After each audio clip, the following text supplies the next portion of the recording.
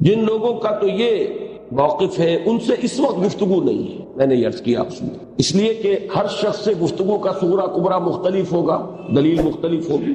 جیسے میں عرض کیا کرتا ہوں جو شخص اللہ ہی کو نہیں مانتا اس سے آخرت کی بات کیا کرنی ہے.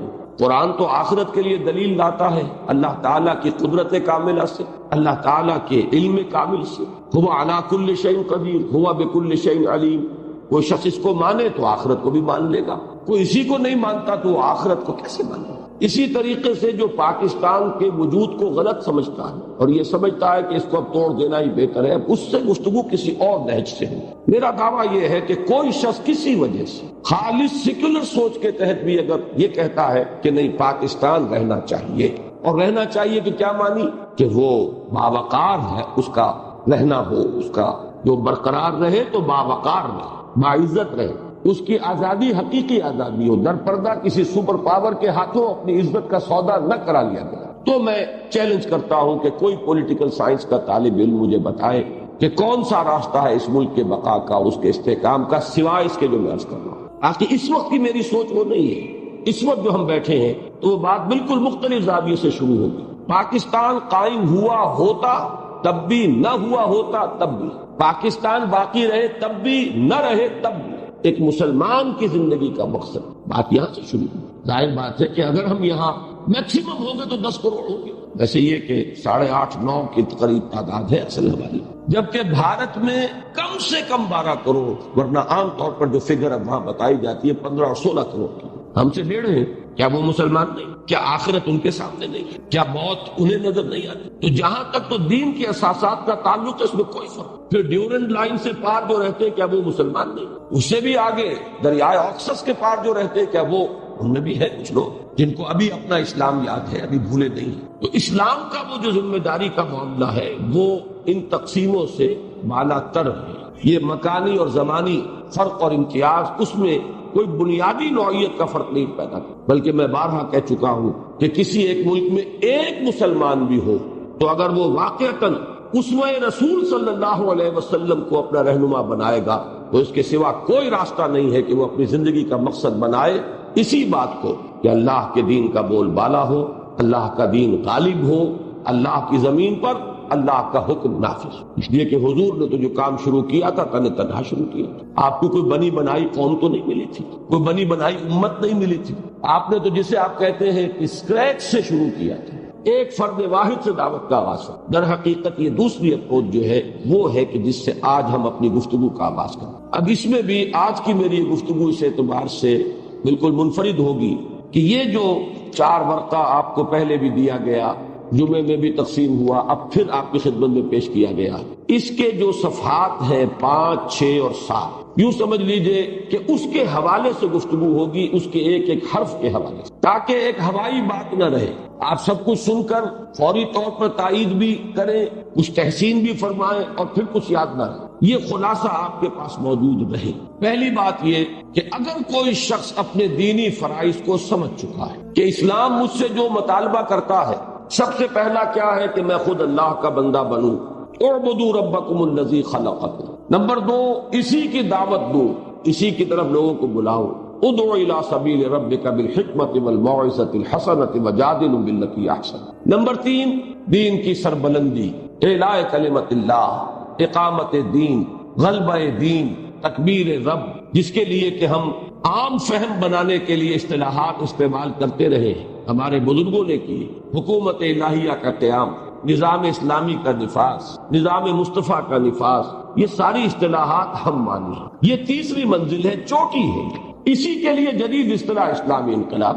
تو دیکھیے یہ اب جو عبارت شروع ہو رہی ہے وہ اسلامی انقلاب کے لفظ سے. اسلامی انقلاب کے لیے تنظیم اسلامی کے پیش نظر طریقہ کار یہ ہے کہ جو لوگ اللہ کی رضا اور آخرت کی فلاح کے حصول کے لیے سر دھڑ کی بازی لگانے کو تیار ہو. یہاں تک بات سمجھ لیجئے. اس میں جو میں نے آج دن میں گفتگو کی تھی، ایمان اس کا لب لباب ہے. ایمان کا حاصل کیا ہے؟ ہم اللہ کے ہیں، ہمارا مالک اللہ ہے، ہمارا معبود اللہ ہے، انا للہ ہے، ہم اسی کے ہیں، میرا سب کچھ میرے خدا کا ہے. نمبر 2، میری زندگی کا نصب العین صرف اور صرف اللہ کی رضا اور آخرت کی فلاح. یہ اتنے موٹے الفاظ یہاں کیوں لکھے گئے؟ ایک بنیادی فرق سمجھ لیجئے کچھ اور لوگوں کے اور ہمارے نقطۂ نظر میں۔ ہمارے نزدیک بندہ مومن کا نسب العین انقلاب نہیں ہے، جہاں یہ کجی آئے گی بہت سی گمراہیوں کے دروازے اور امکانات پیدا ہو جائیں۔ نسب العین نہیں ہے، نسب العین کی سطح پر صرف ایک لفظ ہوگا، اللہ کی رضا اور اخروی نجات، اخروی فلاح۔ اقامت دین کے لیے، اسلامی انقلاب کے لیے، اعلاء کلمت اللہ کے لیے جد و جہد فرض ہے، فرض اور ہے، نسب العین ہے۔ فرض نماز ہے، اولین فرض ہے، فرض روزہ ہے، بڑا بنیادی فرض ہے، فرض زکوٰۃ ہے، بڑا بنیادی فرض ہے، صاحب استطاعت کے لیے فرض حج ہے، بہت اہم فرض ہے، جس کے لیے وعید آئی ہے کہ جو استطاعت کے باوجود یہ فریضہ ادا نہ کرے وہ گویا کہ اسلام کے دائرے سے نکل جاتا ہے، حقیقت کے اعتبار سے کفر کے دائرے میں قدم رکھ دیتا ہے، قانوناً نہیں، حقیقت۔ بس صرف اس میں افراط و تفریط یہ ہے کہ یہ نہ سمجھیے کہ فرض صرف یہ ہے، فرض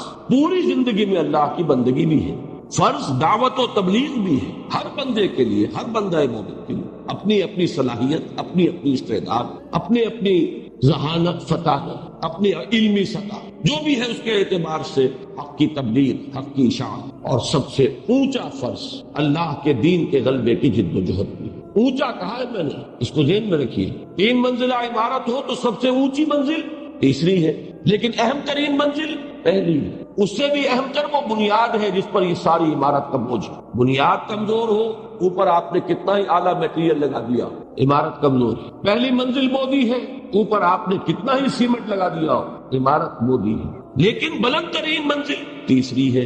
ان دونوں چیزوں کو بیک وقت نگاہ میں رکھنے کی ضرورت ہے۔ اہم ترین پہلی ہے، بلکہ اس سے بھی پہلے بنیاد ہے، لیکن بلند ترین تیسری ہے۔ لیکن یہ سب کے سب فرائض دینی ہے، اگر ان میں سے کسی کو بھی وہاں سے ہٹا کر نسب العین کے درجے پر لے آیا جائے، اس کا نتیجہ کیا نکلے گا کہ باقی سب اس کے تابع ہو جائے، باقی سب کی حیثیت ثانوی ہو جائے گی، باقی سب جو ہے وہ گویا کہ اس کا ذریعہ بن جائیں گے، ان کی فرضیت مستقل نہ رہے گی، ان کی فرضیت اور اہمیت جو ہے وہ تابع ہو جائے گی اور ثانوی بن جائے گی۔ یہ مغالطہ ہے، اللہ تعالی ہمیں اس سے بچائے۔ نسب العین صرف ایک ہے، اور وہ ایمان کا لب لباب ہے کہ اللہ کی رضا اور آخرت کی فلاح، یہ ہماری کل جد و جہد کا اصل مقصود و مطلوب۔ ہاں یہ ضرور ہے کہ اس کے لیے پھر جیسا کہ الفاظ آ گئے، سر دھڑ کی بازی لگانے کے لیے انسان تیار، یہ ہاف ہارٹڈ نہ ہو، یہ جزوی نہ ہو، یہ عافیت کوشی کے ساتھ نہ ہو، یہ ریزرویشنز کے ساتھ نہ ہو، یہ تحفظات کے ساتھ نہ ہو، بلکہ یہ کہ ہمہ وقت ہمہ تن، تن من دھن انسان لگانے کے لیے آمد، جس کے لیے کہ دیکھیے ایمان کا یہ لب لباب جس پر گفتگو ہو چکی ہے مسجد میں، وہ لب لباب قرآن مجید کے الفاظ میں کیا ہے؟ قل ان صلاتی و نسکی و محیایا و مماتی للہ رب العالمین، یہ اس کا خلاصہ ہے، یہ اس کا حاصل ہے، یہ اس کا لب لباب ہے۔ اسی کو حضور نے کیسے ادا فرمایا؟ من احب للہ وابغض للہ واعطى للہ ومنع للہ فقد استکمل الایمان۔ میں نے کیا عرض کیا تھا؟ حاصل کیا؟ ہم اللہ کے ہیں اور ہمارے پاس جو کچھ ہے وہ اللہ کے لیے۔ یہ اگر انسان اس جگہ تک پہنچ جائے تو گویا کہ ایمان کی تو صحیح بنیاد قائم۔ اسی کو سورہ توبہ میں یوں فرمایا، ان اللہ اشترى من المؤمنین انفسهم واموالهم بان لهم الجنہ۔ یہ ایمان تو در حقیقت ایک بیع و شراء ہے، ایک سودا ہے، ایک لین دین ہے، ایک معاہدہ ہے۔ فقہ میں اسے ہم بیع سلم کہیں گے۔ وہ بیع ہے کس بات کی؟ کہ بندہ اپنی جان اور مال اللہ کے ہاتھ فروخت کرتا ہے، اللہ اس کا خریدار ہے، قیمت اس کی جنت ہے۔ بیع سلم کیوں کہا؟ کہ یہ قیمت جو ہے ڈیفرڈ پیمنٹ ہے، فوری طور پر نہیں ہے۔ نقد جو بیع ہوتی ہے، اس ہاتھ دو اس ہاتھ لو، یہاں تھوڑا سا تاخیر کا معاملہ ہے۔ وہ تاخیر ویسے تو کیا پتا کہ آج ہی موت آ جائے، لیکن یہ کہ بہرحال فرق دو عالموں کا ہے، عالم دنیا، عالم آخرہ۔ عالم دنیا میں جان اور مال لگاؤ، عالم آخرہ میں جنت لو، تو بیع سلم نہیں۔ تو تعبیر کے مختلف اسلوب ہیں، مختلف انداز ہیں۔ ایک پھول کا مضمون ہو تو 100 رنگ سے باندھو، حقیقت کو سمجھیے کہ حقیقت کیا ہے۔ ایمان کا لب لباب ہم اللہ کے ہیں اور ہمارا سب کچھ، میرا سب کچھ میرے خدا کا، میں نے اسے فروخت کر دیا۔ ان اللہ اشترى من المؤمنین انفسهم واموالهم بان لهم الجنہ، اس کی شکل کیا ہوگی؟ وہ بھی سورہ صف کی آیات۔ یا ایھا الذین آمنوا هل ادلکم علی تجارۃ تنجیکم من عذاب الیم تؤمنون باللہ ورسولہ وتجاہدون فی سبیل اللہ باموالکم وانفسکم ذالکم خیر لکم ان کنتم تعلمون یغفر لکم ذنوبکم ویدخلکم جنات تجری من تحتها الانہار ومساکن طیبۃ فی جنات عدن ذالک الفوز العظیم۔ اب یہ کہ فرض کر لیجئے اس وقت، ویسے تو اللہ تعالیٰ سے طلب کیجئے، اور مجھے الفاظ یاد آئے ہیں انجیل میں حضرت مسیح کے ایک واعظ میں، یہ بھی ہو سکتا ہے کہ یہ کلام اللہ ہو، اور یہ بھی ہو سکتا ہے کہ یہ حضرت مسیح کا واعظ ہو، اس لیے کہ انجیل کی ترتیب جو ہے وہ اس نہج سے ہو گئی ہے کہ جیسے اگر آپ فرض کریں معاذ اللہ ثم معاذ اللہ، اگر کہیں ایسا ہو گیا ہوتا کہ قرآن مجید کو حضور نے اس طرح علیحدہ مرتب کر کے امت کے حوالے نہ کیا ہوتا، اور اگر خدا نہ خواستہ قرآن مجید اور احادیث نبویہ اور سیرت نبی یہ سب گڑبڑ ہو جاتی، تو یہ حال ہے اصل میں انجیل کا۔ اس میں وہ چیزیں بھی ہیں جو بذریعہ وحی انہیں عطا ہوئی، وہ ہیں جو انہوں نے خود بیان فرمایا، جسے ہم اپنی اصطلاح میں حدیث کہتے ہیں۔ پھر واقعات بھی ہیں ان کی زندگی کے کہ جس سے اس کو ایک سیرت کی شکل دے دی گئی ہے۔ تو بڑے پیارے الفاظ ہیں، مانگو دیا جائے گا، کھٹکھٹاؤ کھولا جائے گا۔ تو اللہ سے مانگیے یہ توفیق کہ ہم اس معیار پر آئیں کہ ان صلاتی و نسکی و محیایا و مماتی للہ رب العالمین۔ تو اب وہ جو ہائیسٹ منزل ہے اقامت دین، پہلی دو منزلوں سے ہو کر وہاں جانا ہے، لیکن نگاہ بلند رکھنی ہے، اپنے ہدف اس جد و جہد کا پیش نظر رکھنا ہے کہ جانا ہے۔ تو کیسے جائیں گے؟ یہ ہے جو بات شروع ہوئی۔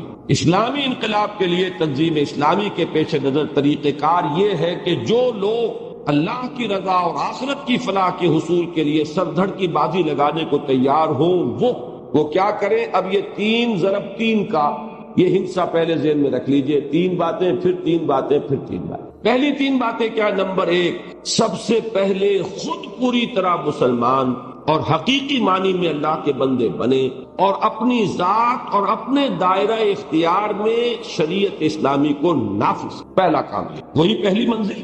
عبادت رب، اسلام، تقوی، اللہ کی اطاعت، رسول کی اطاعت، اس میں یہ الفاظ بہت اہم ہیں، اپنی ذات اور اپنا دائرہ اختیار۔ اپنی ذات پر تو اختیار ہے کہ نہیں؟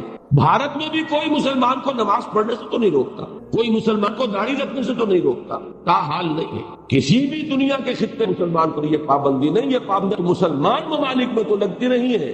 نقاب اوڑھنے پر بچیاں کالجوں یونیورسٹیوں سے آج بھی نکالی جا رہی ہے، نام نہاد مسلمان ملک، لیکن جن کے خوف سے ہم نے ملک کو تقسیم کروایا، اس ملک میں تاحال ایسی کوئی پابندی لگی نہیں۔ اپنی ذات کے بارے میں آپ آزاد ہیں، چاہو یہاں بھی آپ آزاد ہیں۔ یہ دوسری بات ہے کہ من پاپی ہو، نیت میں فطور ہو، ماحول سے مرعوبیت ہو، تو یہ تو داخلی بات ہے، آپ کا فیصلہ ہے۔ تو پہلے اپنی ذات، نمبر 2 اپنا دائرہ اختیار۔ کلکم راع وکلکم مسئول عن رعیتہ۔ اگر آپ کسی خاندان کے سربراہ ہیں تو یہ دائرہ اختیار ہے۔ یہاں اگر آپ اللہ کے قانون کو نافذ نہیں کر سکتے تو کوئی حق نہیں پہنچتا کہ آپ زبان سے یہ دعویٰ کریں کہ آپ چاہتے ہیں کہ اللہ کا دین اللہ کی زمین پر غالب ہو۔ یہ ہوگا وہ لما تقولون ما لا تفعلون، کبر مقتا عند اللہ ان تقولوا ما لا تفعلون، کیوں کہتے ہو جو کرتے نہیں ہو؟ اللہ کے غضب کو، اللہ کی بیزاری کو بڑھانے والی ہے یہ شرط کہ تم کہو جو کچھ کے کرتے نہیں ہے۔ تو پہلا قدم تو یہ شرط اول قدم ہی نسٹ کے مجنون باشی، لوگ دقیانوسی کہیں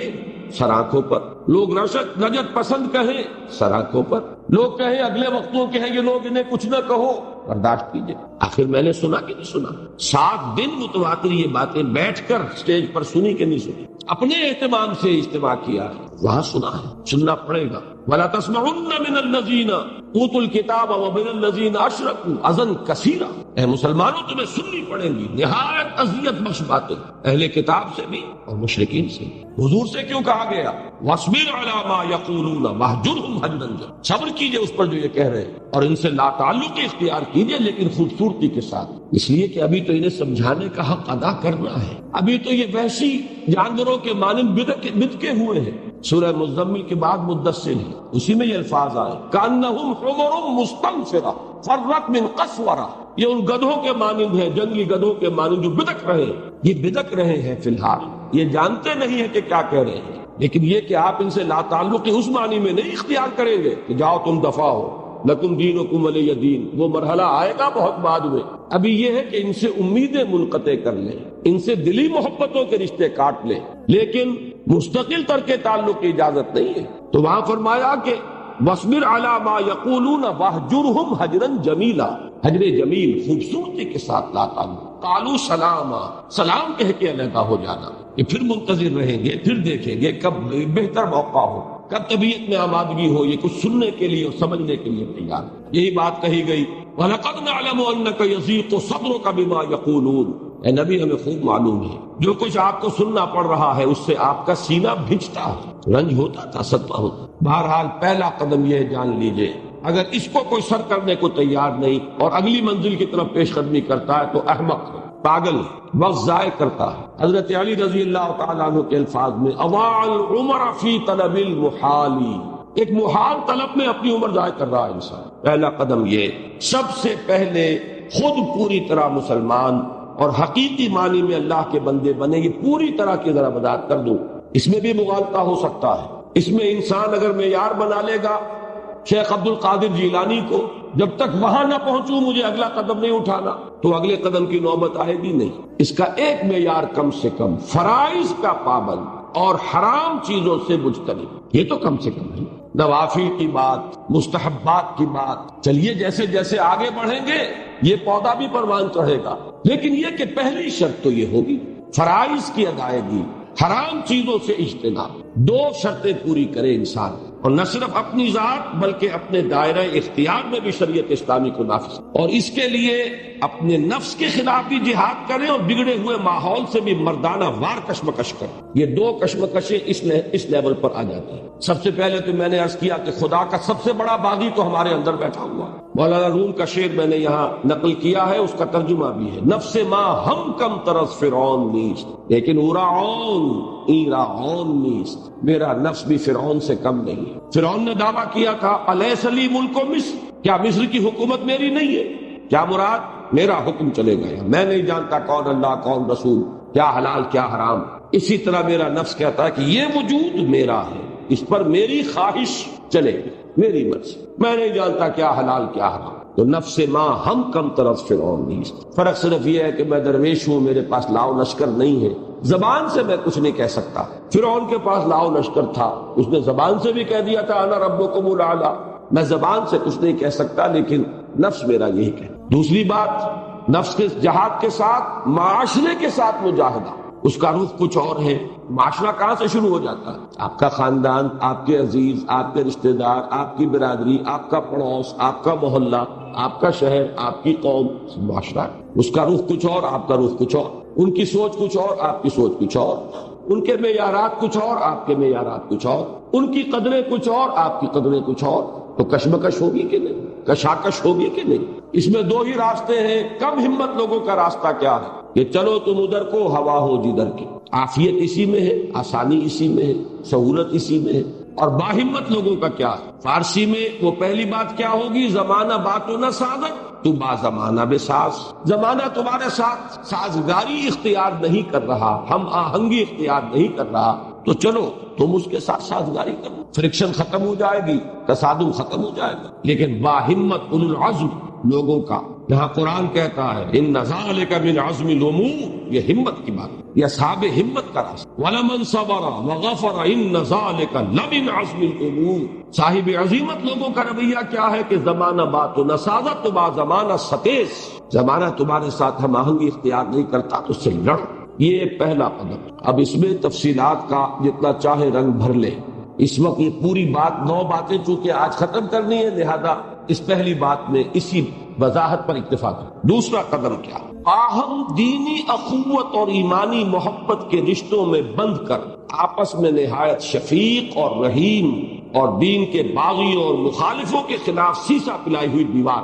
ابھی یہ صرف اخوت کی بات آئی ہے، سیدھی بات ہے 2 اور 2 4 کی طرح۔ کسی بامقصد انسان جس کی زندگی کا کوئی رخ معین ہو، اس کی محبتوں اور عداوتوں، نفرتوں اور دلی رشتوں کا ایک معیار معین ہو جائے۔ از خود ہوتا ہے، ایک حلقے سے کٹے گا، ایک سے جڑے گا، ایک سے دلی محبت کا رشتہ منقطع ہوگا اور دوسرے کے ساتھ قائم۔ قرآن مجید میں یہ مضمون آیا ہے مختلف اسلوب میں، اشداء علی الکفار رحماء بینہم، سورہ فتح میں، سورہ مائدہ میں اذلۃ علی المؤمنین اعزۃ علی الکافرین۔ میں نے یہاں چونکہ آیات کوٹ نہیں کی ہے اس لیے کہ اس کو بہت وسیع پیمانے پر پھیلانا ہے، بے حرمتی کا اندیشہ ہمارے درسوں میں، ہماری تحریروں میں، ہمارے کتابوں میں، ہمارے کیسٹس میں سب چیزیں موجود ہیں۔ اس وقت خلاصہ درکار۔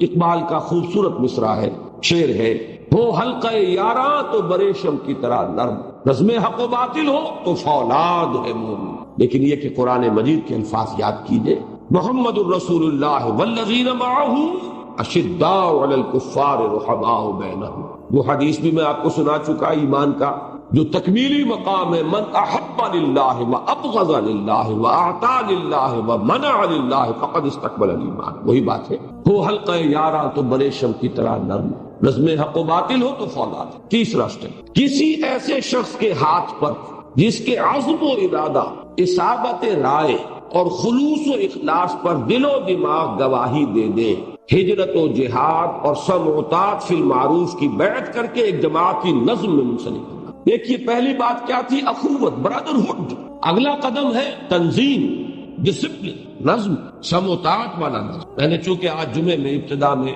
آیات اور احادیث پڑھ دی تھی اس لیے آج میں نے ابتدا میں ان کا اعادہ نہیں کیا دوبارہ اس وقت۔ آمرکم بخمس، حارث عشری رضی اللہ تعالیٰ عنہ کی روایت، حضور نے فرمایا مسلمانوں میں تمہیں 5 باتوں کا حکم دیتا ہوں، بالجماعت والسمع والطاعت والہجرت والجہاد فی سبیل اللہ۔ رواہ الامام احمد والامام الترمذی رحمہم اللہ، مسند احمد اور جامع ترمذی کی روایت، ان دونوں کے حوالے سے مشکات شریف میں موجود، جو حدیث کا پرائمر ہے، حدیث کی اولین کتاب ہے جو سب پڑھتے ہیں۔ یہ جو ڈسپلن، سمع و طاعت اور اس کے لیے ہجرت و جہاد، اس کو اچھی طرح سمجھ لیجئے۔ اول تو یہ کہ کس کے ہاتھ پر کی جائے اس کی کچھ شرائط ہے۔ نبی تو کوئی نہیں آئے گا، یا تو منتظر رہیے مرد ازغیر، منتظر رہیے ظہور مہدی کے، منتظر رہیے نزول عیسیٰ کے علیہ الصلوۃ والسلام، اور اگر یہ نہیں اور ہرگز نہیں ہے تو پھر اب نبی نہیں آئے گا، معصوم کوئی نہیں ہوگا۔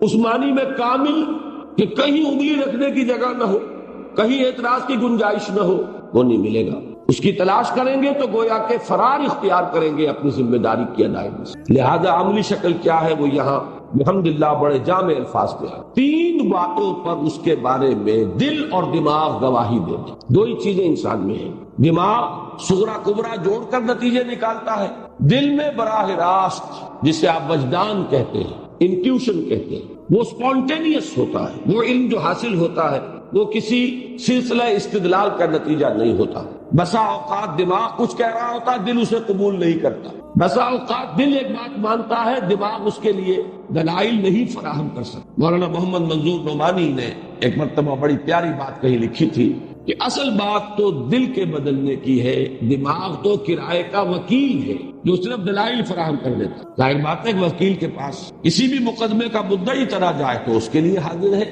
دلائل کا انبار، اور اگر مدعا علیہ چلا گیا ہو تو اس کے لیے حاضر ہے دلائل کا انبار۔ تو بڑی پیاری انہوں نے یہ نسبت قائم کی۔ بہرحال انسان میں 2 چیزیں ہیں، اس کا دماغ، اس کا دل، دونوں گواہی دیں اس بات پر کہ جو شخص اس کے لیے کھڑا ہوا ہے اس میں ہے عزیمت، ارادہ ہے، آخر اس کی زندگی ہے۔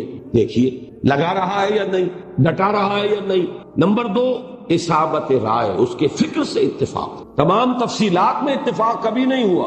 حضرت عمر کو اختلاف رہا محمد الرسول اللہ صلی اللہ علیہ وسلم سے کہ نہیں، ہو گیا۔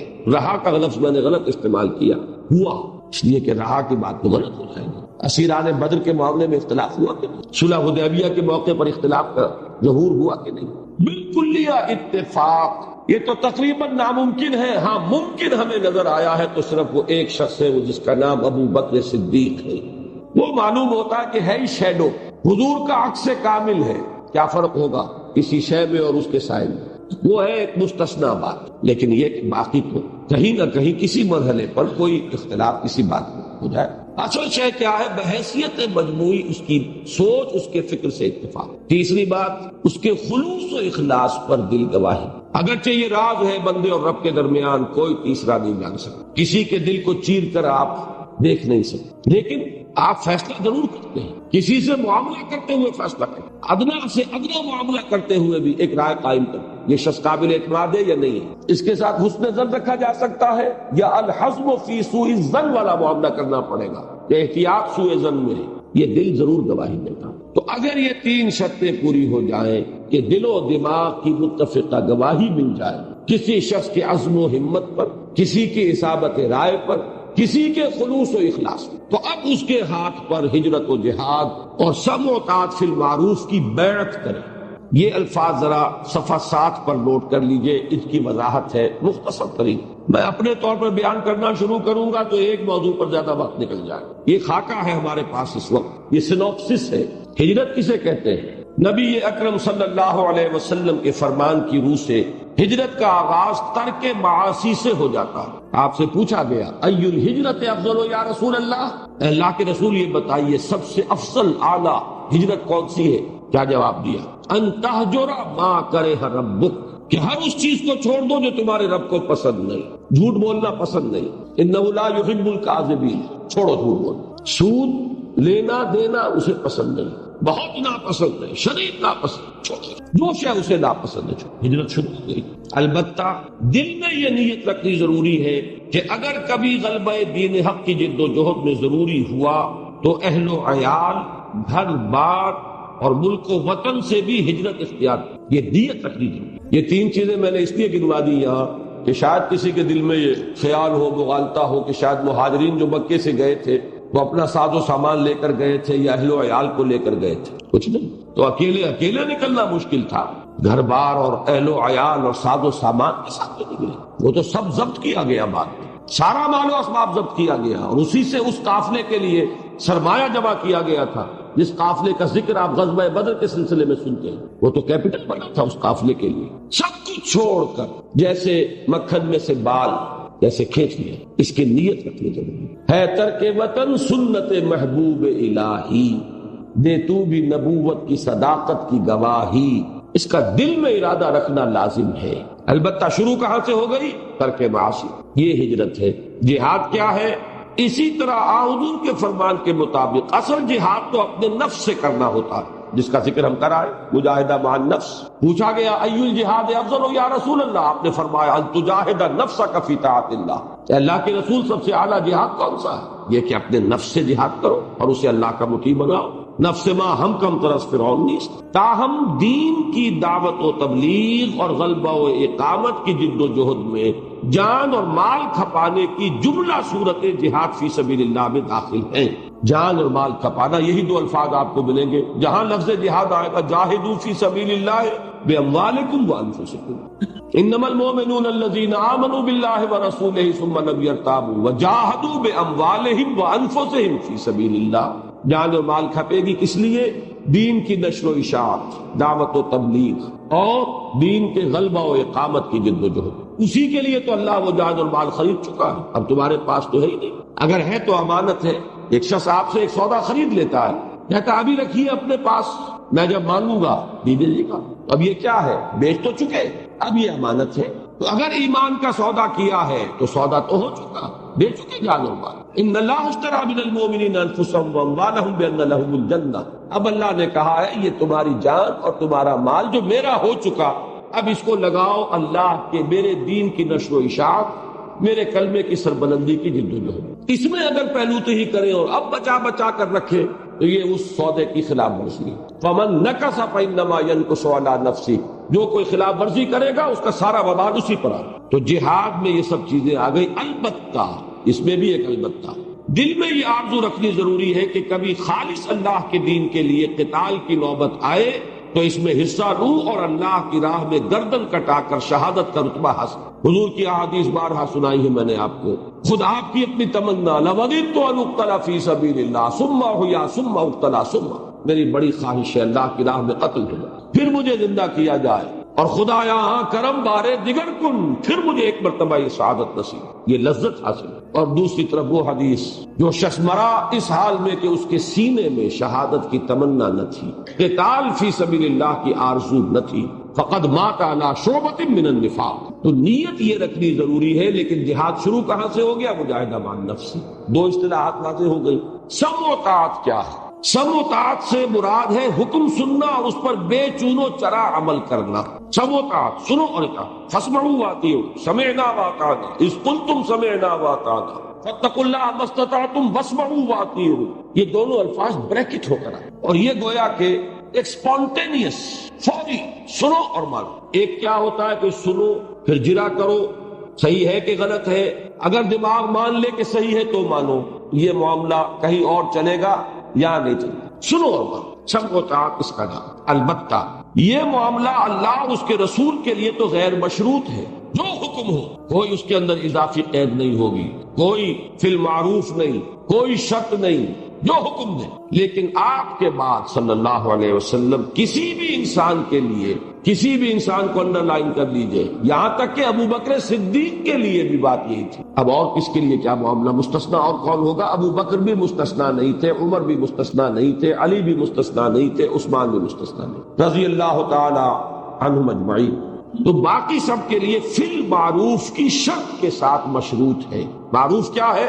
اللہ اور اس کے رسول کے کسی حکم کے واضح طور پر خلاف لا طاعت لمخلوق فی معصیت الخالق، معروف اس کے دائرے کے اندر اندر ہو، ماننا پڑے گا۔ کوئی تدبیر کی بات ہے، آپ کو اختلاف ہے، یوں نہیں کرنا چاہیے، یوں کرنا چاہیے، حلال یہ بھی ہے، حلال یہ بھی ہے، جائز یہ بھی ہے، جائز یہ بھی ہے، لیکن ہر شخص کی عقل ہے، ہر شخص کی سوچ ہے، ہر شخص کی کا مزاج ہے، ایک کے نزدیک یہ بہتر ہے، ایک کے نزدیک یہ بہتر ہے۔ وہاں جس سے بیعت کی ہے اس کا حق ماننا ہوگا کہ اپنی بات ضرور کہیے، اپنی رائے دیجئے، پوری قوت سے دیجئے، لیکن پھر یہ پہلے سے تسلیم کر لیجئے کہ جو فیصلہ اس کا ہوگا وہ مانو، الا یہ کہ وہ شریعت کے دائرے سے باہر، پھر لا سمع ولا طاعت، نہ سنیں گے نہ مانیں گے۔ البتہ اس سے باہمی مشاورت کی نفی نہیں ہوتی، جو نہایت ضروری اور لازمی ہے۔ باہمی مشاورت، وہ صاحب امر بھی مشورہ کرے، اس میں حضور بھی مستثنا نہیں رہے، شاورہم فی الامر، حضور نے حکم، حضور کو حکم ملا کہ مشورہ کیا کہ نہیں، اس سے اپنائیت کا احساس ابھرتا ہے، تربیت بھی ملتی ہے۔ یہ میں اپنے لیے یا کسی اور کے لیے نہیں کہہ رہا، یہ صحابہ اور حضور کے لیے خاص طور پہ کہہ رہا ہوں کہ صحابہ کی تربیت اس طریقے سے ہوئی، ان سے مشورہ لیا گیا، ورنہ تو ان کی قواعد فکری اور ذہنی جو ہے زنگ آلود ہو جاتی۔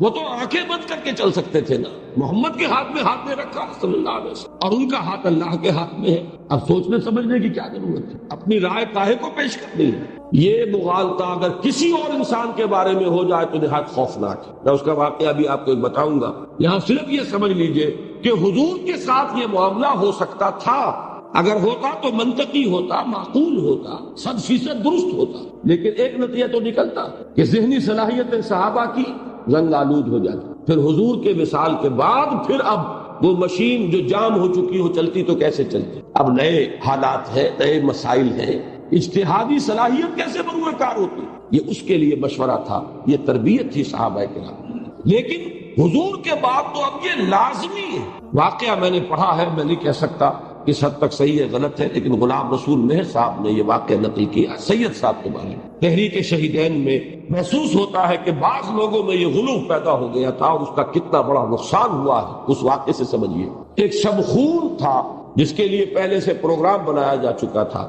جاہل پٹھان کچھ گمراہ مولویوں کے فتوے سے متاثر ہو کر کہ یہ لوگ جو ہے سید صاحب اور شاہ اسماعیل شہید اور ان کے ساتھی یہ وہابی ہیں، واجب القتل ہیں، انہوں نے فیصلہ کر لیا، ایک رات مقرر کر لی، بٹے ہوئے تھے، کچھ لوگ یہاں ہیں، کچھ وہاں ہیں، کچھ فلاں بستی میں، کچھ فلاں قریے میں ہیں، کہ ایک ہی وقت میں ان سب کو ختم کر دیا۔ اس کی کہیں سے سانگن مل گئی کسی ایک صاحب کو، انہوں نے فوراً پیغام بھیجا سید صاحب کے پاس، آدمی دوڑایا، جاؤ فوراً اطلاع دو۔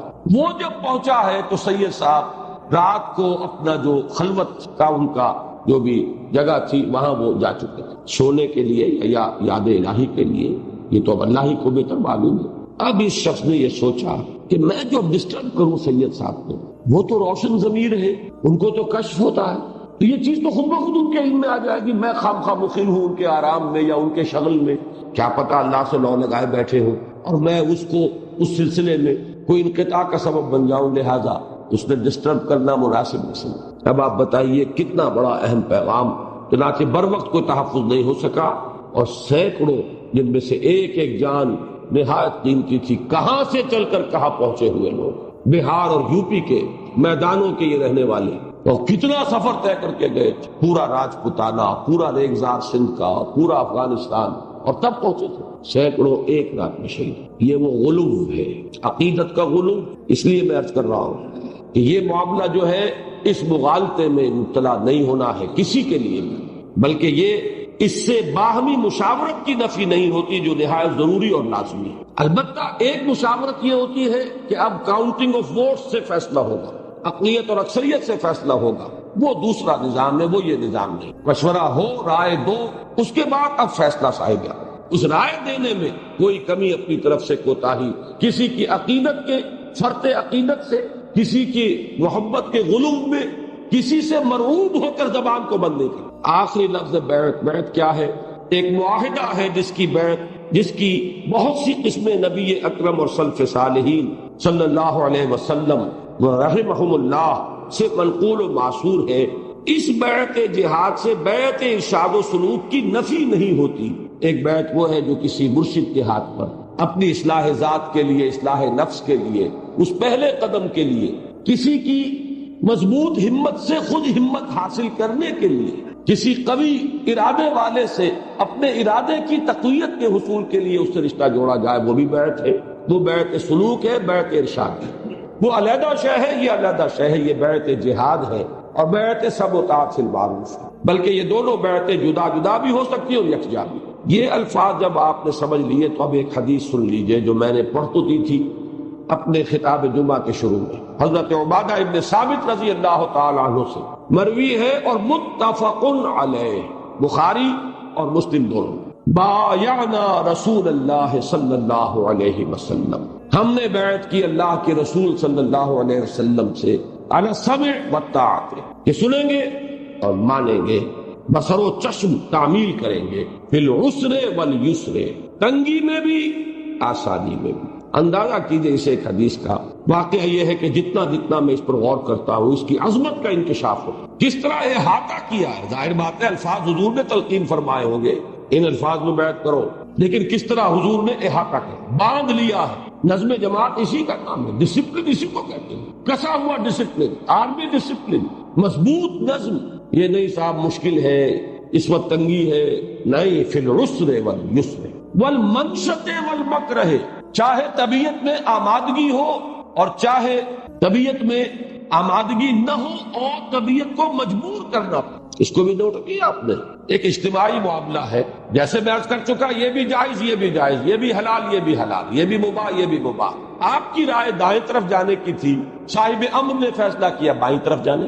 اب یہ بالکل فطری بات ہے کہ اگر تو دائیں طرف کا فیصلہ ہوتا تو آپ خوب انشراح کے ساتھ اس راستے پر چلتے کہ آپ کی رائے بھی یہی تھی، اور جب وہ فیصلہ ہو گیا بائیں طرف جانے کا تو اب انشراح نہیں ہوگا، نشاط تباہ جس کو کہتے ہیں، میری آمادگی نہیں ہوگی. لیکن اس دلیل سے آپ کہتے کہ اب ہم تو نہیں چلتے تو دائرہ اطاعت سے خارج ہوگا. چاہے طبیعت آمادہ ہو، چاہے طبیعت پر جبر کرنا پڑے، ہر حال میں مانیں گے.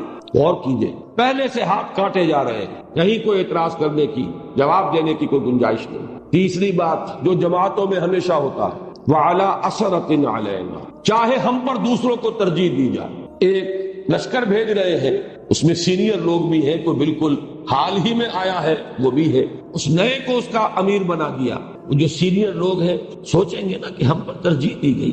یہ نوٹ کیجئے، کوئی بھی ہو نفس لگا ہوا ہے اس کے ساتھ. حضور کے زمانے میں بھی جہاں منافقین بھی تھے یہ ساری کیفیات ہوتی تھی کہ نہیں. حضرت اسامہ ابن زید کو جب مقرر کیا ہے مرض وفات میں، جو لشکر تیار ہو رہا ہے اس پر چیمے گوئیاں ہوئی. یہ کل کا چھوکرا نوجوان اور ایسے ایسے جلیل القدر اور ایسے ایسے بزرگ اور معمر صحابہ کے اوپر قائد یہ. میں یہ سمجھتا ہوں کہ یہ ایک امتحان تھا اس نظم و ضبط کا جو محمد الرسول اللہ نے لیا اپنے ساتھ. کچھ لوگ ہوں گے، لیکن یہ کہ وہ جماعت جو تیار کی تھی، وہ نیوکلیس جو محمد نے تربیت دیا تھا صلی اللہ علیہ وسلم، وہ اس میں پاس ہوا، کامیاب. چنانچہ جب آپ کے انتقال کے بعد جب بالفعل روانگی ہوئی ہے لشکر کی اور حضرت ابو بکر نے جب رخصت کیا ہے تو نقشہ آپ نے پڑھا ہوگا، حضرت ابو بکر دوڑتے ہوئے جا رہے تھے ساتھ، کہاں ابو بکر کہاں اسامہ، اسامہ سوار ہیں اور ابو بکر ہدایات آخری دیتے جا رہے ہیں دوڑتے ہوئے۔ یہ ہے اعلی اثرت علینا، کبھی اس دل میں اس خیال کو بھی نہ آنے دینا کہ ہمارا حق تھا دوسروں کو دے دیا، پہلے ہی سے ہاتھ دھو لو، کوئی امنگ ہے نکال باہر کرو، کوئی قیادت اور سیادت اور عمارت کا شوق ہے دھو دو اس کو دل سے۔ وعلی اثرت وعلی اللہ ننازع الامر اہلہ، اور ہم جو بھی ذمہ دار ہوں گے اس ڈسپلن کے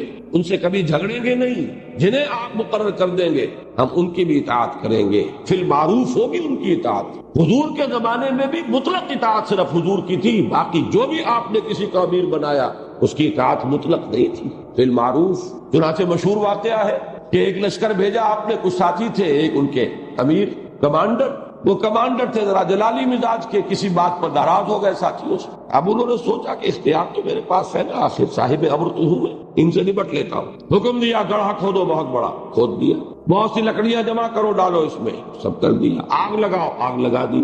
اب حکم دیا کہ اس میں کود جاؤ، تو انہوں نے کہا اسی آگ سے بچنے کے لیے تو ہم نے محمد کا دامن تھاما صلی اللہ علیہ وسلم، یہ اب معروف کے دائرے سے نکل گیا، اب یہ خودکشی ہے، نہیں مانی۔ حضور کے پاس معاملہ کیا، حضور نے تصویب کی، تائید کی۔ شاعر ہوا کہ حضور کے زمانے میں بھی حضور کا مقرر کردہ امیر بھی ہو، لیکن وہ نبی نہیں ہے، معصوم نہیں ہے، اس کا بھی سب اطاعت تو ہے، لیکن فی الباب تو وہاں بھی الفاظ ہیں، ہم نہیں جھگڑیں گے اہل امر سے، الا ان تروا کفرا بواحا عندکم فیہ من اللہ برہان، سوا اس کے کہ تم دیکھو کہ کوئی کھلا کھلا کفر ہے جس کے لیے تمہارے پاس کھلی دلیل اللہ کی طرف سے ملی۔ اور آخری بات اس بیت میں کیا ہے، وہ ہے اپنے ذہن اور فکر کو تالے نہ ڈال دینا، وعلی ان نقول بالحق اینما کنا لا نخاف فی اللہ لومۃ لائم، اور ہم نے بیعت یہ بھی کی تھی، معاہدہ یہ بھی کیا تھا کہ جو بات حق ہوگی ضرور کہیں گے، کسی ملامت کرنے والے کی ملامت کے خوف سے زبانوں پر تالے نہیں ڈالیں گے،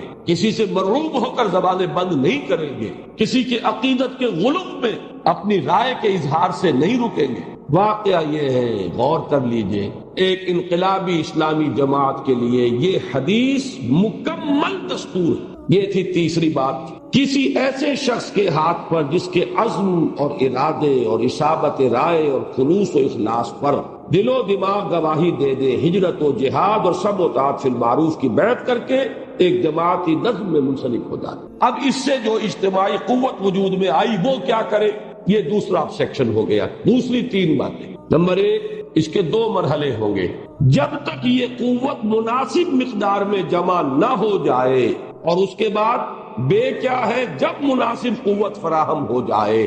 یہ جب جو ہے یہ ٹرننگ پوائنٹ ہے بہت بڑا۔ مناسب قوت سے مراد کیا، ظاہر بات ہے کچھ تو ریشو پروپورشن رہے گی، قرآن مجید میں آیا ہے 1 اور 10 کا مقابلہ، پھر یہ کہ کمزوری ہے اب تمہارے اندر 1 اور 2 کا مقابلہ، لیکن یہ کہ بالکل ریشو پروپورشن سے آزاد ہو کر تو کام نہیں کیا جا سکتا۔ اللہ نے یہ بنایا ہے، یہ عالم، اس کے کچھ قوانین ہیں، اس کے کچھ قواعد ہیں۔ اللہ کو اختیار ہے جب چاہے قانون توڑ دے، لیکن اس کو معجزہ کہتے ہیں، وہ روز روز نہیں ہوا کرتا، اس معجزے کی بنیاد پر پلاننگ نہیں ہوتی، اس معجزے کو آپ اپنے لائحہ عمل کا ایک مستقل جز نہیں بنا سکتے۔ آپ کی پلاننگ، آپ کی اسسمنٹ، آپ کی پیش بندی، یہ ساری جو ہے جو بھی دنیا کے قوانین ہیں ان کو پیش نظر رکھ کر ہوگی۔ دیکھنا ہوگا طاقت کتنی ہے مقابلے میں، اس کا 10واں حصہ ہو، ہمارے پاس جمعیت فراہم ہو گئی ہے۔ اب یہ الگ بات ہے، نوٹ کر لیجئے کہ اس کے معیارات کیا ہوں گے۔ ابھی صرف یہ سمجھیے کہ اب 2 اس کی جد و جہد کے مراحل ہو گئے، ایک وہ جب تک وہ مناسب مقدار میں قوت جمع نہیں، ایک وہ جب کہ یہ طے ہو جائے کہ اب ہمارے پاس مناسب طاقت ہے۔ اور اس میں نوٹ کر لیجئے یہ فیصلہ نبی کے لیے خود اللہ کرتا تھا، اور نبی کے بعد اب یہ فیصلہ اجتہادی ہوگا۔ اجتہاد میں خطا کا امکان بھی ہے، ثواب کا امکان، غلطی ہوگی، ہو سکتی ہے غلطی ہوگی، خلوص سے، اخلاص سے، اخروی اجر کہیں نہیں جائے گا، دنیا میں ناکامی ہو جائے۔ یہ تمام باتیں بالکل 2 اور 2 4 کی طرح سمجھ لی۔ خلوص و اخلاص کا تعلق ہے اخروی اجر سے، دنیا میں کامیابی اور ناکامی کا تعلق ہے اصابت رائے اور صحیح فیصلہ۔ یہ اللہ کا اختیار ہے، آپ کی غلطی کو کنڈون کر دے، وہ ہو جائے گا معجزہ۔ اس کو پہلے سے ملحوظ رکھ کر آپ پلاننگ نہیں کر سکتے، اپنی کیلکولیشن میں اس کو شامل نہیں کر سکتا ہے اللہ تعالیٰ۔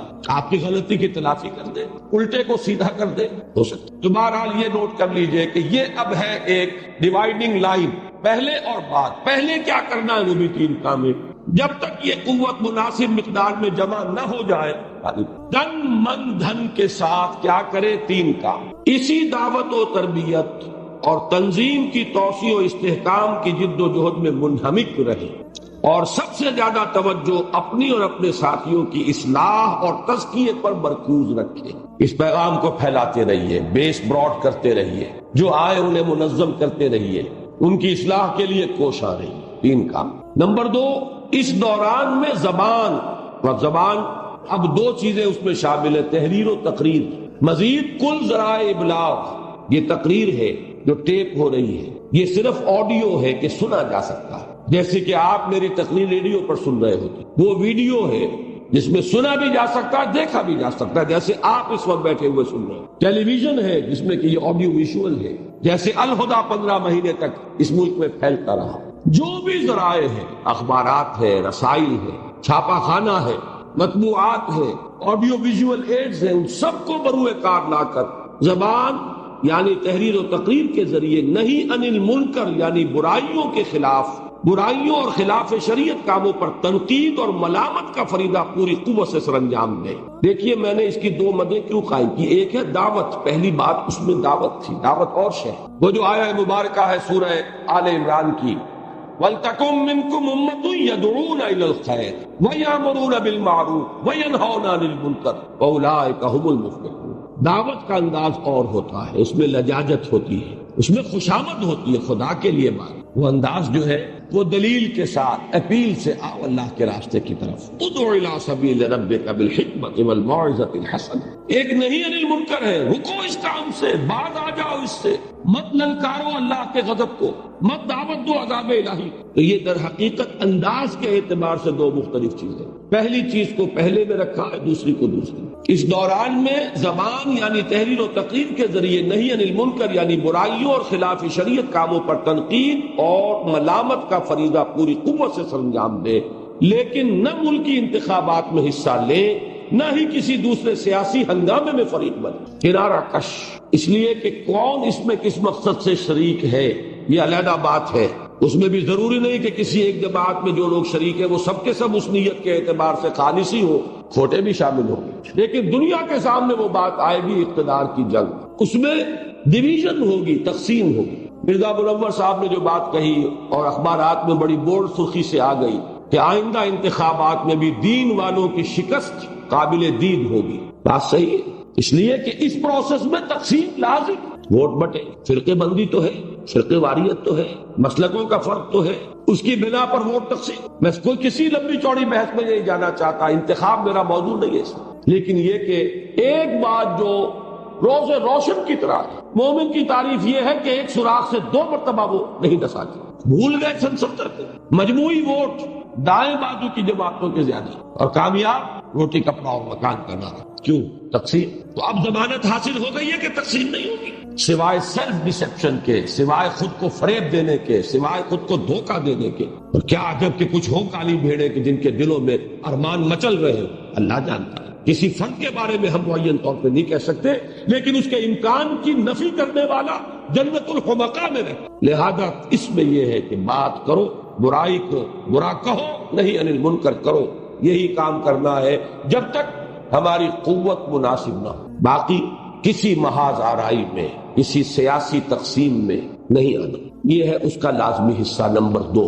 نمبر 3، اس پورے عرصے کے دوران نہ کسی طنز و تضحیک اور تمسخر و استہزاء سے بددل ہو، نہ کسی جبر و تشدد اور ایذاء و ابتلاء سے ہراساں ہو، بلکہ کامل صبر و تحمل سے کام لے اور ہرگز کوئی جوابی کارروائی نہ کرے۔ جوابی کارروائی کا آغاز ہوگا جب یہ فیصلہ ہو چکے کہ ہمارے پاس اب مناسب طاقت ہے، یہ اس سے پہلے کی بات ہے۔ صبر کرو، کفو ایدیکم، اپنے ہاتھ بھی روکو، بلکہ ادفع باللتی احسن، مدافعت بھی کرو تو بڑی خوبصورتی سے، گالیوں کی جواب میں دعائیں دو، جوابی حملہ نہ زبان سے نہ ہاتھ سے، پرسیکیوشن ہو تو جھیلو اور برداشت، اینٹ کا جواب پتھر سے نہیں۔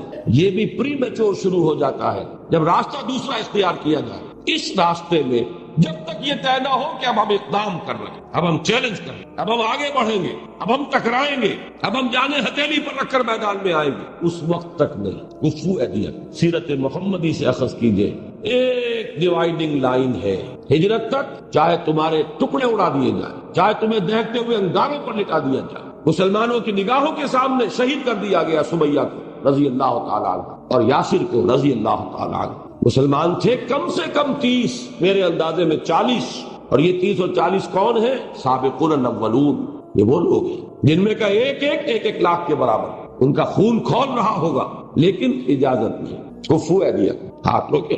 یہ کیا ہو گیا؟ جس کی جان لے لی گئی اس سے بڑھ کر کامیاب کوئی نہیں، وہ تو سیدھا جنت میں۔ وہ جو سورہ یاسین میں نقشہ کھینچا گیا، قیل ادخل الجنہ قال یا لیت قومی یعلمون بما غفر لی ربی وجعلنی من المکرمین۔ وہ تو دکھوں سے نجات پا گیا، سیدھا جنت میں گیا۔ اسی لیے حضور گزرتے تھے سامنے سے، اس میں رویا علی یاسر فإن موعدکم الجنہ، اے یاسر کے گھر والوں صبر کرو، اس لیے کہ تمہارے وعدے کی جگہ، تمہارے وعدے کا مقام جنت۔ لیکن اس وقت اگر کوئی جوابی کارروائی ہو جاتی، کچل دیے جائے، اخلاقی جواز حاصل ہو جاتا، ان کو کچل دینا۔ اب تک جو کچھ کر رہے تھے اخلاقی جواز حاصل نہیں تھا۔ یہ تو وائلنٹ ہے ہی نہیں، یہ تو مارے کھاتے ہیں، جواب نہیں دیتے، یہ گالیاں سنتے ہیں اور دعائیں دیتے ہیں۔ لہذا جس کو آپ کہتے ہیں سائلنٹ میجورٹی، جو سائلنٹ ہوتی ہے ڈیف اینڈ ڈم نہیں ہوتی، اندھی بہری نہیں ہوتی، ڈم ہوتی ہے ڈیف نہیں ہوتی، اور بلائنڈ نہیں ہوتی، دیکھتی تو ہے نا کیا ہو رہا، کون کیا کر رہا ہے۔ تو یہی چیز در حقیقت دلوں فتح کرنے کا ذریعہ، جو دلوں کو فتح کر ہوئی فاتح زمان۔ یہ ہے 3 کام اس وقت تک کرنا ہے، یہی کرنا۔ بہت بڑی غلطی ہے اس عرصے میں خام خواہ خدمت خلق کے کاموں میں اپنے آپ کو لگا لیں۔ اس سے بڑی خدمت اور کون سی ہے کہ آپ اس کو جہنم سے بچانے کی فکر کر رہے ہیں۔ انفرادی سطح پر یہ مادہ ہونا چاہیے کہ پڑوسی پہلو میں بھوکا نہ سو، یہ خدمت خلق اور ہے۔ اور اپنی اجتماعی قوت کو خدمت خلق میں لگانا پاگل پن ہے۔ تو جو قوت بھی فراہم ہو جائے اس کو لگانا کس کام میں؟ یہ دعوت وسیع ہو، یہ بیس براڈ ہو، تنظیم مضبوط ہو، تزکیہ ہو، نہیں انل منکر کے لیے وسائل و ذرائع فراہم ہو۔ ساری قوت جو ہے، جب آپ کی قوتیں منقسم ہو جاتی ہے تو آپ اپنی منزل کھوٹی کرتے، کسی کا کچھ نہیں بگاڑتے۔ انفرادی سطح پر خدمت خلق نہایت اہم۔ اس وقت تک خدمت خلق کا پر اجتماعی قوت کا صرف کرنا، اپنی منزل کھوٹی کرنا۔ یہ انقلابی پروسیس کی بات کر رہا ہوں، انتخابی پروسیس میں، ٹھیک ہے، لوگوں کی گڈ ول فراہم کرنی ہے، یہ بڑے خادم خلق ہیں، ووٹ ان کو دو، وہ اس کے ساتھ بالکل جڑی ہوئی شے، منطقی طور پہ مربوط ہے، لیکن اس کے ساتھ اس کا کوئی منطقی نہیں۔ اب آئیے تیسری چیز، 3 چیزیں آخری کیا ہے وہ 3۔ اور جب مناسب قوت فراہم ہو جائے تو راست اقدام کے طور پر نہیں انل منکر بالید، یعنی قوت سے منکرات کے استیصال کے لیے کمر کسی۔ یہاں وہ حدیث جو میں نے سنائی تھی آپ کو، وہ میں چاہتا ہوں کہ پھر میں اس کا ترجمہ آپ کو سنا دوں۔ یہ جو اب ڈائریکٹ ایکشن جس کو آپ کہتے ہیں، راست اقدام، انقلابی تحریک میں وہ وقت آ کر رہے گا، لیکن یہ کہ اب کیا ہوگا راست اقدام؟ کیا اعلان جنگ کریں گے؟ مسلح بغاوت کریں گے؟ کیا کریں گے؟ دیکھیے، جہاں تک اعلان جنگ یا مسلح بغاوت کا تعلق ہے وہ بھی حرام مطلق نہیں ہے۔ جو یہ کہتا ہے وہ غلام احمد قادیانی کا چیلا ہے، جس نے قتال کو ہمیشہ کے لیے ممنوع قرار دے دیا۔ دین کے لیے حرام ہے اب دوستو قتال، یہ اس کا موقف، اور جو کوئی اس کا قائل ہے وہ در حقیقت اس کی تائید کرے۔ البتہ یہ کہ اب اس کے مواقع کم ہو گئے۔ کیوں؟ نمبر 1، معاملہ مسلمانوں سے، کفار سے ہو تو بات اور، لیکن جو بھی سامنے ہے وہ بھی تو مسلمان، فاسق ہو، فاجر ہو، زانی ہے تب بھی مسلمان ہے، شرابی ہے تب بھی مسلمان، گناہ کبیرہ کا مرتکب بھی کافر نہیں ہے، 100% درست ہے امام ابو حنیفہ رحمۃ اللہ علیہ کا یہ فتویٰ۔ ضروریات دین میں سے کسی کا انکار کر دے گا کافر ہو جائے گا، عمل اس پر نہیں کر رہا ہے تو کافر نہیں۔ مانتا ہے کہ نماز فرض ہے، میری کوتاہی ہے، میں نہیں پڑھ رہا، تو آپ سزا دیجئے، جو بھی تعزیر ہو، کوڑے لگائیے، جیل میں ڈالیے، لیکن وہ کافر نہیں ہے، مسلمان۔ آپ نے جیل میں ڈالا ہو اور وہ مر جائے تو آپ اس کی نماز جنازہ پڑھیں، مسلمان ہے۔ لہذا مسلمان کے معاملے میں قتال حرام نہیں ہے، لیکن اس کی شرائط بہت سخت ہے، تو کم ہو گیا نا۔ نمبر 2، ویسے بھی وہ زمانہ اور تھا، عوام بھی مسلح اور عوام کے پاس بھی وہی ہتھیار جو حکومتوں کے پاس۔ فرق ہے تعداد کا، مقدار کا، تلواریں ادھر ہیں تلواریں ادھر ہیں۔ یہاں کیا ہے، عوام ہوتے ہوتے نہتے ہو گئے اور حکومتوں کے پاس قوت بہت جمع ہو۔ ان دو اسباب سے اب جہاد و قتال والا معاملہ اور مسلح بغاوت یہ بہت امکان کم رہ گیا، حرام مطلق نہیں ہے، لیکن اس کا بدل بھی ہے جو دنیا نے دیا۔ تمدنی ارتقاء ہے، اس نے انسٹیٹیوشنز ڈیولپ کیے، آلٹرنیٹ چینلز فراہم کیے، متبادل راستے کھول دیے، وہ متبادل راستے جن کا ذکر آگے آئے گا۔ لیکن یہاں وہ پہلے احادیث پڑھ لیجئے، دونوں مسلم شریف کی روایات ہیں، اور میں اللہ کا شکر ادا کرتا ہوں کہ اس نے رہنمائی فرمائی کہ قرآن اور سنت ہی سے اس مسلمان معاشرے میں کسی انقلابی جد و جہد کے لیے جو آخری راست اقدام ہوگا وہ بھی اسی کتاب و سنت سے اخذ کیا۔ ابھی جو آیت میں نے پڑھی تھی نماز میں، ان اللہ اشتری من المؤمنین انفسهم واموالهم بان لهم الجنہ، جان مال آپ بیچ چکے۔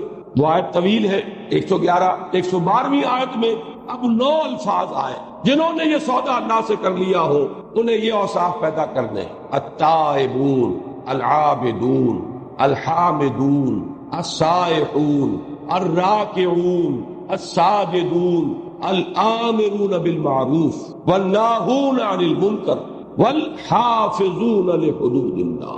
نہیں ٹوٹنے دیں گے اللہ کی کوئی حد، ہمارے جیتے جی یہ منکر اب نہیں چلے گا۔ چیلنج، قوت کے ساتھ اس کا مقابلہ۔ اس کے لیے حدیث سنیے، ابو سعید الخدری رضی اللہ تعالیٰ عنہ سے روایت ہے، مسلم شریف کی روایت: من رأى منکم منکرا فلیغیرہ بیدہ فإن لم یستطع فبلسانہ فإن لم یستطع فبقلبہ وذلک اضعف الایمان۔ تم میں سے کوئی شخص بھی اگر کسی بدی کو دیکھتا ہے، اس پر لازم ہے یہ للوجوب ہے، فرض ہے اس کا، اسے طاقت سے، قوت سے، ہاتھ سے روکے بدلے۔ استطاعت نہ رکھتا ہو تو زبان سے، اس کی بھی استطاعت نہ ہو تو دل سے، اور یہ ایمان کا کمزور ترین درجہ ہے۔ دل میں رنج بھی نہ ہو، غم بھی نہ ہو تو ایمان ہی نہیں۔ اس سے اگلی بات وہ ہے جو اس مناسب قوت سے پہلے کرنے کے بات ہم دیکھ چکے، زبان سے تو کہو یہ غلط ہے، چھوڑ دو، بعد آ جاؤ۔ اور اصل مقام کیا ہے؟ جب قوت ہاتھ میں آ جائے اور طاقت کے ساتھ اس کو بدلو۔ دوسری حدیث جو اس سے بھی زیادہ واضح ہے مسلمان معاشرے کے لیے، حضرت عبداللہ ابن مسعود رضی اللہ تعالیٰ عنہ سے مروی، یہ بھی مسلم شریف کی روایت۔ حضور فرماتے ہیں: ما من نبی بعثہ اللہ تعالیٰ فی امت قبلی، کوئی نبی ایسا نہیں گزرا جسے اللہ نے مجھ سے پہلے اس کی امت کی طرف مبعوث کیا ہو، الا کان لہ من امتہ حواریون و اصحاب، مگر لازماً ہوتے تھے اس کے لیے اس کی امت میں سے حواری اور اصحاب۔ حواری کا لفظ حضرت مسیح علیہ السلام کے ضمن میں بارہا قرآن میں آیا: یا ایھا الذین آمنوا کونوا انصار اللہ کما قال عیسی ابن مریم للحواریین من انصاری الی اللہ قال الحواریون نحن انصار۔ اور حضور کے صحابہ، بڑے عجیب الفاظ ہیں، وہ کیا کرتے تھے؟ حواری کیا کرتے تھے؟ اصحاب یاخذون بسنتہ ویقتدون بامرہ، اس کی سنت کو مضبوطی سے پکڑتے تھے اور اس کے حکم کی اقتداء کرتے تھے، پیروی کرتے تھے اپنے نبی کی۔ ثم انہا تخلف من بعدہم خلوف، پھر ہمیشہ یہ ہوتا رہا ہے کہ ان کے بعد ایسے ناخلف لوگ آ جاتے تھے، وہ کیا کرتے تھے؟ یقولون ما لا یفعلون، جو کہتے تھے وہ کرتے نہیں تھے، وَيَفْعَلُونَ مَا لَا يُؤْمَرُونَ، اور کرتے وہ تھے جس کا انہیں حکم نہیں ہوا تھا۔ فَمَنْ جَاهَدَهُمْ بِيَدِهِ فَهُوَ مُؤْمِنٌ، جو ان سے جہاد کرے ہاتھ سے وہ مومن۔ وَمَنْ جَاهَدَهُمْ بِلِسَانِهِ فَهُوَ مُؤْمِنٌ، اور جو ان سے جہاد کرے اپنی زبان سے وہ مومن۔ وَمَنْ جَاهَدَهُمْ بِقَلْبِهِ فَهُوَ مُؤْمِنٌ، اور جو ان سے جہاد کرے اپنے دل سے وہ مومن۔ وَلَيْسَ وَرَاءَ ذَلِكَ مِنَ الْإِيمَانِ حَبَّةُ خَرْدَلٍ، اس کے بعد تو ایمان رائی کے دانے کے برابر بھی نہیں ہے۔ اب بتائیے، آگے آئیے، وہ آلٹرنیٹ چینلز کیا ہے جو تمدن کی ترقی نے فراہم کیے؟ یہ اس تیسرے حصے کی شق نمبر 2 ہے۔ اس کے لیے جلسوں، جلوسوں، مظاہروں اور ناکہ بندیوں، پکٹنگ، ہمارے سامنے مثالیں موجود ہیں۔ اہل تشیع نے گھیراؤ کیا تھا کہ نہیں؟ مارشل لا گورنمنٹ تلی ہوئی ہے آرڈیننس نافذ کرنے پر، اس سے زیادہ اختیار کسی کے پاس ہوتا؟ مارشل لا گورنمنٹ، کہیں کوئی جواب دہی نہیں، کوئی پوچھ تاچھ نہیں۔ سب کو معلوم ہے جب مارشل لا ختم ہوگا تب بھی انڈیمنٹی ملے گی۔ آج تک کبھی نہیں ہوا کہ مارشل لا کے دوران کے اقدامات پر بعد میں کوئی تعزیری کارروائی ہوئی۔ اس کے باوجود کون جیتا کون ہارا؟ چیف مارشل لا ایڈمنسٹریٹر کی ناک رگڑی گئی کہ نہیں زمین پر؟ نکیریں نکالی کہ نہیں؟ یہ طاقت ہے، یہ ہے بالید، یہ ہے مظاہرہ، یہ ہے چیز جو سمجھنے کی۔ آج دنیا میں جہاں جو کچھ ہو رہا ہے وہ اس راستے سے ہو، ایران کے اندر جو کچھ ہوا اس راستے سے ہو، مظاہرہ، ڈیمانسٹریشن، لاکھوں لوگ نکل آئے، کتنوں کو مارو گے؟ مار لو، 20,000 مار لو، 30,000 مار لو، ایک وقت آئے گا کہ وہی فوج جو ہے وہ پہلے ہاتھ کھینچے گی، اور ہو سکتا ہے کہ اب رائفل کا رخ جو ہے اس کی طرف کرنے جو حکم دے رہا، بغاوت ہونا۔ آخر وہ کون ہے جن کو بھوننے کا حکم دیا جا رہا ہے؟ انہی میں ان کے بیٹے بھی ہیں، انہی میں ان کے بھتیجے بھی ہیں، انہی میں ان کے عزیز ہیں۔ ایک قوم کی فوج ہے، اس معاشرے میں گتھی ہوئی فوج ہے، کتنوں تمہارے یہاں بھی وہ اتنی مضبوط کرسی، وہ ٹیلی ویژن کا سین تو نہیں بھولا ہوگا، یہ کرسی بہت مضبوط ہے، کہاں رہے؟ فوج استعمال ہوئی، یہاں ہوا، لوگوں نے جانیں دی، پھر وہ فرعون وقت کہاں گیا؟ نہ یہاں کا نہ وہاں کا۔ یہ جان لیجئے یہ ہے آلٹرنیٹ، اس میں بغاوت نہیں ہے۔ بغاوت کہاں ہے؟ بغاوت نہ ایران میں ہوئی نہ یہاں ہوئی، بڑی سے بڑی قوت ختم ہو گئی۔ یہ چیزیں ہیں اصل میں جن کے فہم کی ضرورت ہے۔ انسان سوچے کہ دین کے لیے کام کرنا تو اس راستے سے کرنا ہو، انتخاب سے نہیں ہوگا۔ انتخاب سے صرف نظام چل سکتا ہے بہتر انداز میں، وہ بھی ہمارے ہاں تو اس کا بھی کوئی امکان نہیں۔ 1-1 کروڑ روپیہ جہاں پر خرچ کرنے والے موجود ہوں وہاں امکان ہے کوئی، لیکن یہ کہ ضد ہے، ایک ہٹ ہے، چسکا ہے جو لگ گیا ہے، چھٹی نہیں ہے منہ سے یہ ظالم لگی ہوئی۔ یہ اتنے بڑے روشن بینات دیکھ کر 70 کا حادثہ نگاہوں سے دیکھا اس ملک میں، کون سی صورت بدل گئی ہے جناب؟ حالات بہتر ہوئے کہ خراب سے خراب تر ہوئے؟ کوئی طاقت ہے جو میدان سے ہٹ گئی ہو؟ وہ ساری طاقتیں ہیں کہ نہیں؟ کوئی افتراق اور اختلاف ہے کہ جو ختم ہو گیا ہو؟ صغرا کبرا وہ، حالات وہ، سٹیٹسٹکس وہ، نتیجہ کیسے مختلف نکل آئے گا؟ یہ راستہ ہے، یہ جان لیجئے، یہ راستہ جمع کرنے والا ہے، وہ راستہ تقسیم کرنے والا۔ اس لیے کہ منکر، اس کا تصور آج بھی آپ کے معاشرے میں مشترک ہے۔ مسلمان عمل پیرا ہو یا نہ ہو جانتا ہے کیا چیز شریعت کے روح سے جائز ہے اور کیا ناجائز ہے، اور لیڈرز جو ہے ناکام ہو کر رہ جائیں گے اگر وہ نہیں آنا چاہیں گے میدان میں، ان کے فالوورز آئیں گے میدان میں۔ انہیں یہ یقین ہونا چاہیے کہ یہ ہوس اقتدار میں نہیں کر رہے ہیں، یہ طالب حکومت نہیں ہے، یہ واقعتاً دین کے سپاہی۔ اگر یہ یقین ہو، دل گواہی دیتا ہے، اس کے چینلز ہیں، دلرا بگل رئیس، بہرحال یہ ہے وہ متبادل۔ اس کے لیے جلسوں، جلوسوں، مظاہروں اور ناکہ بندیوں، پکٹنگ کی شکل میں اجتماعی قوت و ارادے کے اظہار کے لیے۔ مظاہرہ کسے کہتے ہیں؟ مظاہرہ باب مفعلہ ہے، اس میں 2 اوصاف جمع ہو جاتے ہیں، ایک مبالغہ، بہت زیادہ شدت سے اپنی رائے کا اظہار، ایک رائے کا اظہار یہ ہے کہ یہ بات غلط ہے، ایک رائے کی شدت یہ ہے یہ میں نہیں ہونے دوں۔ بات تو ایک ہے، مظاہرہ اظہار کی شدت کا